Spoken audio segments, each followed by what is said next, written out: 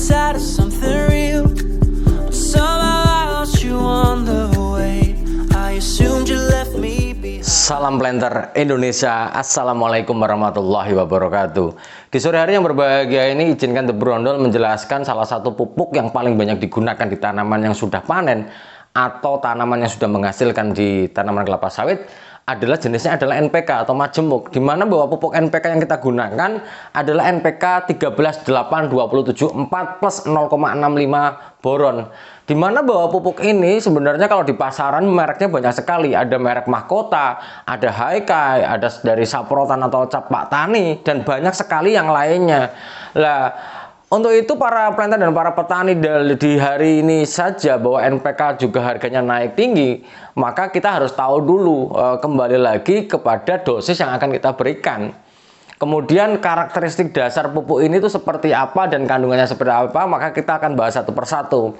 Di dalam kemasan pupuk NPK ini, yang satu hal yang tidak boleh terlupa adalah pastikan bahwa berada dalam masa edar, di mana biasanya ada beredar sampai dengan berapa, misalnya Januari 2023, maka pastikan jangan sampai melewati masa edarnya. Ketika melewati masa edar, NPK relatif akan berubah fisik menjadi lebih cenderung agak lunak dan sebagainya, sehingga kemungkinan besar kadarnya pasti akan berkurang. Maka pastikan tidak jauh dari tanggal produksinya dan jauh dari masa edarnya.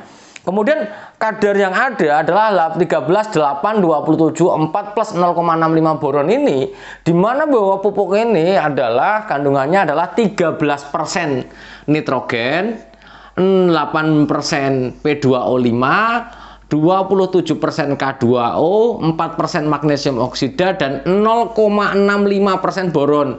Di mana bahwa pupuk ini dengan tujuan dasarnya untuk tanaman yang sudah menghasilkan adalah bagaimana membuat kesuplai kalium cukup besar untuk tanaman sudah menghasilkan. Karena beberapa vlog di The Brondol sudah kita sampaikan bahwa penggunaan kalium atau serapan kalium tanaman kelapa sawit di tanaman yang sudah menghasilkan sangat besar. Itu terbukti dari serapan dari limbah yang dibuang saja, itu kadar tertingginya adalah kalium.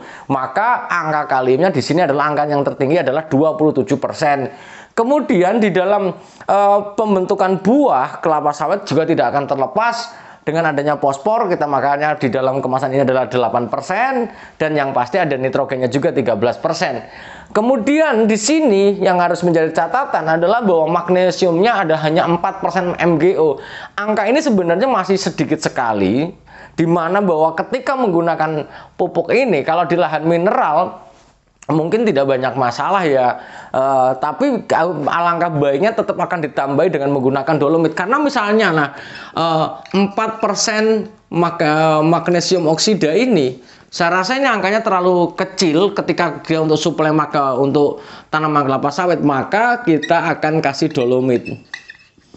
Nah, dolomit atau kalsium magnesium karbonat ini adalah digunakan untuk suplai magnesiumnya. Di selain suplai magnesium, bahwa dolomit biasanya kita berikan adalah sebelum penggunaan NPK ini. Jadi di sini nih, sebelum menggunakan NPK ini, alangkah baiknya kita kasih dolomit dulu, karena dolomit merupakan bahan dasar yang relatif lama tersedia bagi tanaman, maka kita kasih dulu. Lah, angkanya berapa? Misalnya kita kasih 1 kilo saja, saya kira sudah cukup. Terutama kalau untuk nanti yang di gambut, sekarang ada beberapa produk NPK yang khusus untuk gambut. Kali ini untuk gambut mungkin kita akan bahas selanjutnya, tapi ini adalah kita bicara mineral. Maka suplai magnesium ini juga kita harus berikan, tapi dalam menggunakan dolomit sekitar 1 kg untuk dalam 1 tahunnya. Sekali lagi, dalam 1 tahunnya lah. Rekomendasi ketika menggunakan 13-8-27-4 bahwa di usia 3-8 tahun angkanya adalah 4-5,5 kg. Kemudian 9 tahun sampai 14 tahun adalah 5,5-7,75 kg.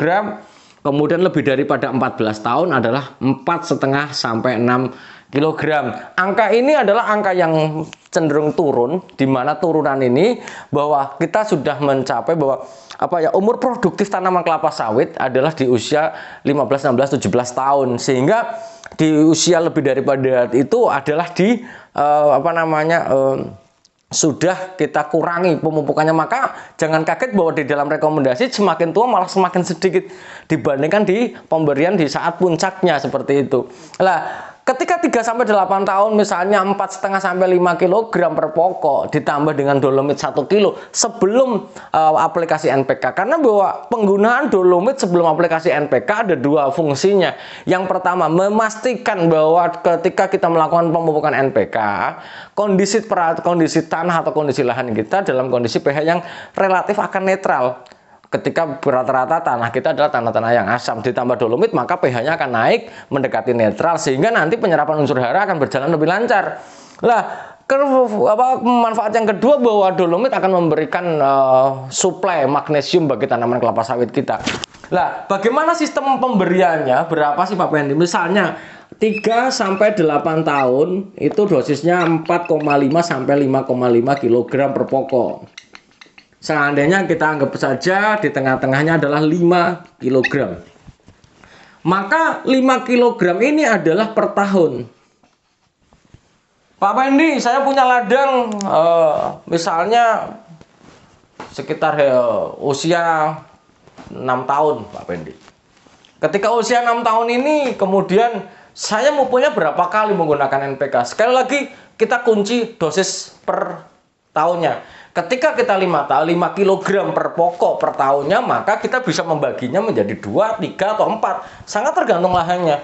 Ketika lahannya mineral normal, misalnya Bapak itu mineral normal, 2,5 misalnya dibagi 2 nggak ada masalah. Kalau seandainya 2 kali dalam setahun, maka dibagi 2,5 kg, 2,5 kg, di mana sistemnya adalah semesteran. Ini 6 bulan. Bahwa misalnya bulan Juli kita pupuk sebanyak 2,5 kg, maka bulan Januari nanti akan kita pupuk lagi sebanyak 2,5 kg lagi, maka totalnya adalah 5 kg per tahunnya. Lah, bagaimana kalau Pak Pendi bisa nggak dibagi 3 kilo ke 3 kali? Oh, bisa saja. Maka 5,5 misalnya menjadi 1, berapa ini ya? 4,5, 1,7 lah, anggap aja 1,7 kg, 1,7 kg, 1,7 kg. Artinya bahwa kita bagi menjadi 3. Maka di sini adalah 4 bulan sekali kita pupukkan. Nggak ada masalah. Namun saran saya ketika menggunakan NPK ini ternyata lahannya memiliki faktor pembatas berpasir, maka saran saya adalah tidak menggunakan 2 atau 3, tapi menggunakan 4 atau 5, nggak ada masalah. Masalahnya dari tenaga kerjanya. Semakin frekuensinya semakin banyak, maka relatif tenaga kerja yang kita butuhkan akan semakin banyak. Sehingga ketika menggunakan ini juga kita hitung tenaganya. Kalau misalnya tenaganya kita berbayar, maka ya harus benar-benar kita hitung secara detail penggunaan biayanya. Mungkin itu aja dulu yang dapat saya sampaikan. Intinya bahwa 13, 8, 27, 4 0,65% boron. Nah, kembali yang satu lagi yang ketinggalan adalah boronnya. 0,65% boron ini adalah kita gunakan di tanaman yang intinya di tanaman yang menghasilkan. Cukup nggak Pak Pendi? Saya bilang cukup, kita gunakan 0,65%. Jadi boleh nggak kalau tidak dipupuk borat lagi? Boleh saja. Maka tapi ketika ada tanda 1 kena boron, maka masukkanlah, kita perlu menambah tambahan boron. Karena bahwa kondisi tanah kita tidak bisa menjamin. Semakin media tanam yang kita gunakan adalah tanah semakin dalam, kandungan mikro semakin rendah, sehingga boronnya mungkin saja dia akan kekurangan ketika dikasih 0,65% boronnya. Tapi ada tanah yang biasa-biasa aja, kandungan organiknya banyak, maka ya tidak perlu ditambah lagi dengan hanya 0,65% boron ini. Mungkin aja dulu yang dapat saya sampaikan. Semoga Allah memberikan saya, Anda, dan semuanya kesehatan dan kebahagiaan tanpa syarat. Dan semoga harga pupuk ya baik-baik saja, diiringi dengan harga TBS yang semakin meningkat, sehingga kita nggak kebingungan lagi untuk membeli pupuk-pupuk seperti ini. Karena harga 13.827.4 per hari ini saja harganya wow, sudah 370-an sampai 380-an, sangat tergantung tempatnya. Semoga Allah memberikan rezeki yang tidak disangka-sangka untuk kita semuanya, dan salam hangat bagi keluarga dari rumah. Terima kasih. Salam planter Indonesia. Assalamualaikum warahmatullahi wabarakatuh.